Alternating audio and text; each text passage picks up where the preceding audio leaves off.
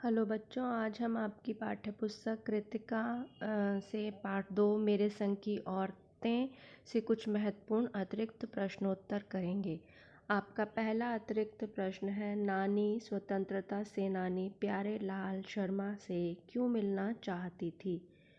उत्तर, जब नानी को लगा कि उनकी मृत्यु निकट है, तब उन्हें अपनी इकलौती बेटी लेखिका की मां की शादी की फिक्र सताने लगी। वह अपनी बेटी की शादी अंग्रेज़ों के आज्ञाकारी से नहीं करना चाहती थीं। वह प्यारेलाल शर्मा से मिलकर उनके जैसे आज़ादी के दीवाने से शादी करवाने की बात करना चाहती थीं। आपका दूसरा अतिरिक्त प्रश्न है, लेखिका ने अपनी मां को बेचारी क्यों कहा?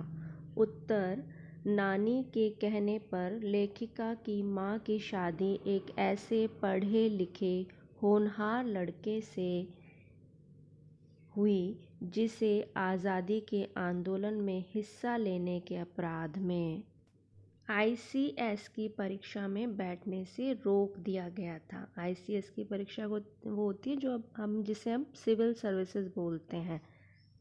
लेखिका के पिता के पास धन दौलत भी नहीं थी।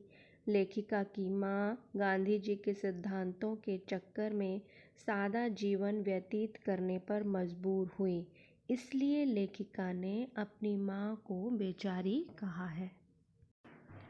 आपका तीसरा अतिरिक्त प्रश्न है, हमने कभी अपनी मां को भारतीय मां जैसा नहीं पाया।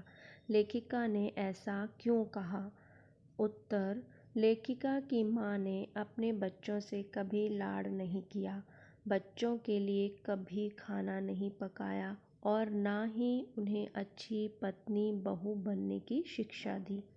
बीमार रहने के कारण वे घर बार नहीं संभाल पाती थीं। उन्हें इन सब कामों में रुचि भी नहीं थी। वह अपना अधिक समय किताबें पढ़ने में व्यतीत करती थीं, बचा हुआ समय साहित्य चर्चा में या संगीत सुनने में। जबकि भारतीय माँ ही अपने बच्चों का पालन पोषण करती है, उनके लिए खाना बनाना, पढ़ाई का ध्यान रखना तथा अच्छी पत्नी बहू बनने की सीख देती है। लेखिका की माँ बच्चों के लिए कुछ नहीं करती थी। इन्हीं कारणों से लेखिका ने अपनी माँ को कभी भारतीय माँ जैसा नहीं पाया। आपका चौथा प्रश्न है, लेखिका की बहन चित्रा का व्यक्तित्व अन्य बहनों से अलग था, कैसे? उत्तर, लेखिका की बहन अन्य बहनों की अपेक्षा अधिक मुंहफट, दबंग और समाज सेवी लड़की थी। उसमें आत्मविश्वास कूट कूट कर भरा था।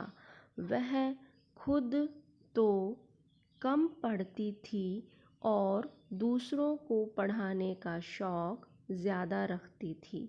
इसका परिणाम यह होता था कि उसके नंबर कम और उससे पढ़ने वालों के नंबर ज़्यादा आते थे।